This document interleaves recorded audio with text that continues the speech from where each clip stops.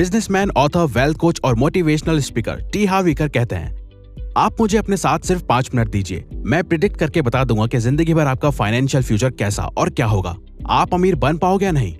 और दोस्तों, वो ये बात इतने दावे से इसलिए बोल पाते हैं क्योंकि उन्होंने सालों तक मिलियनियर एंड बिलियनियर सक्सेसफुल लोगों की साइकोलॉजी, माइंडसेट, हैबिट्स और लाइफ को स्टडी किया है, जिसे उन्होंने अपनी book secrets of millionaire mind में हमें समझाने की कोशिश की है, जो कि वर्ल्ड की best money management and personal finance की बुक्स में से एक मानी जाती है। क्योंकि ऑथर इस बुक में हमें मनी ब्लूप्रिंट और 17 वेल्थ फाइल्स के बारे में बताते हैं, ताकि हम भी रिच लोगों के माइंडसेट और साइकोलॉजी को सीख के अपने अमीर और सक्सेसफुल बनने की ख्वाहिश को सच में पूरा कर सके, और जिसे वो खुद फॉलो करके मिलियनियर बने हैं। तो आइए दोस्तों, जानते हैं वो वेल्थ ब्लूप्रिंट और 17 वेल्थ फाइल्स के बारे में जो हमें रिच और सक्सेसफुल बनाती है। साथ ही दोस्तों, आप हमें कमेंट बॉक्स में कमेंट करके बताइएगा जरूर कि इन 17 वेल्थ फाइल्स में से आपके अंदर अभी क्या हैबिट्स और क्वालिटीज ऑलरेडी हैं और क्या आपने नया सीखा। तो टी हार्व का शुरुआत करते हैं एक वेल्थ प्रिंसिपल के साथ, जो है TFAR। टी का मतलब थॉट्स, F का मतलब फीलिंग्स, A का मतलब एक्शंस और R का मतलब रिजल्ट्स। यानी कि हमारे थॉट्स हमारी फीलिंग्स को जन्म देते हैं, हमारी फीलिंग्स हमारे एक्शंस को, और हमारे एक्शंस डिसाइड करते हैं एंड रिजल्ट्स को। इसे ठीक से समझते हैं कि कैसे थॉट्स और फीलिंग्स हमारे एक्शन और रिजल्ट्स को इफेक्ट करते हैं।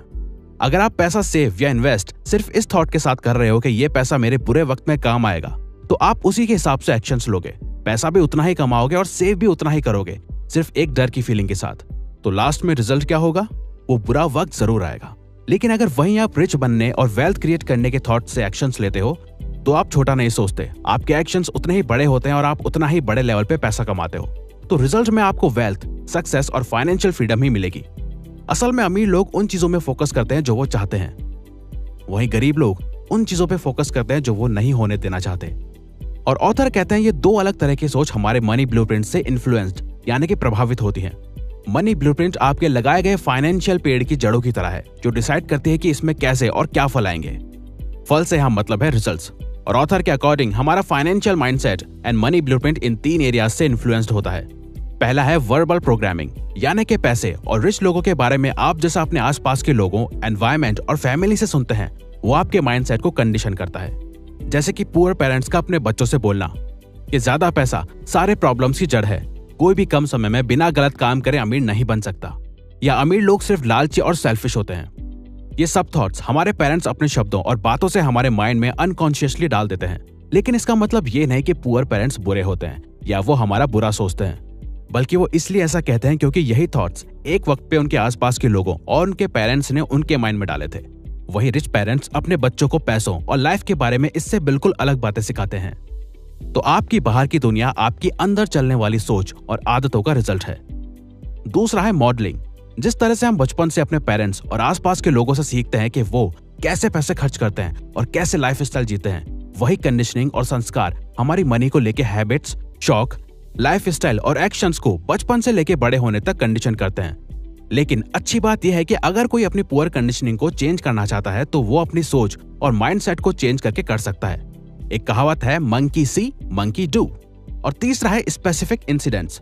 कोई स्पेसिफिक पॉजिटिव और नेगेटिव घटना, सिचुएशन या इंसिडेंट, जैसे कि आपकी फैमिली का फाइनेंशियली बुरे वक्त, गरीबी और कठिनाइयों से गुजरना। और ये सब देख के आपको पैसों के इंपॉर्टेंस का पता चला और आपने ये ठान लिया कि मैं खूब पैसे कमाऊंगा ताकि मुझे और मेरी फैमिली को फिर दोबारा ये सिचुएशन ना देखनी पड़े। खैर, देखा जाए तो असल में ऑलमोस्ट सभी आज के दौर में ज्यादा पैसा चाहते हैं, और आखिर पैसा किसको पसंद नहीं। लेकिन सेल्फ मेड मिलियनेयर्स सिर्फ वही लोग बनते हैं जो ये बताए जाने वाली 17 वेल्थ फाइल्स को फॉलो करते हैं, क्योंकि यही 17 वेल्थ फाइल्स शो करती हैं कि रिच और पुअर माइंडसेट वाले लोगों की साइकोलॉजी और एक्शंस में कितने बड़े डिफरेंसेस होते हैं। तो वेल्थ फाइल नंबर 1, रिच लोग अपनी लाइफ खुद क्रिएट और कंट्रोल करने में बिलीव रखते हैं, वहीं गरीब लोग उस हिसाब से चलते हैं जहां लाइफ उन्हें ले जाती है।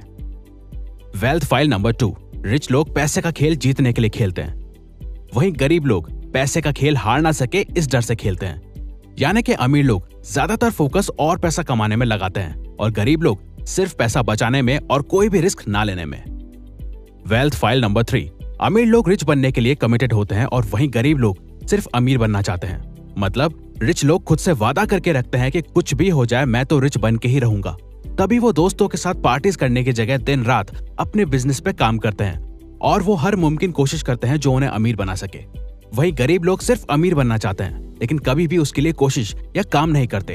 वो अमीरों की तरह जीना चाहते हैं लेकिन वैसे एक्शंस नहीं लेते। वेल्थ फाइल नंबर 4, रिच लोग बड़ा और दूर का सोचते हैं, साथ ही अपने कंफर्ट जोन से बाहर जीते हैं।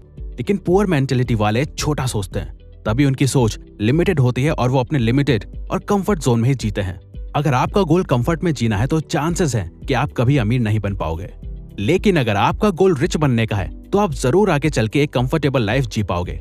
अगर आप आसान काम करना चाहते हो तो जिंदगी मुश्किल रहेगी, लेकिन अगर आप आज मुश्किल काम करते हो तो जिंदगी आगे आसान रहेगी। वेल्थ फाइल नंबर 5, रिच लोग अपॉर्चुनिटीज और सॉल्यूशंस में फोकस करते हैं, बजाय गरीब लोगों की तरह सिर्फ मुश्किलों और कठिनाइयों में फोकस करने के।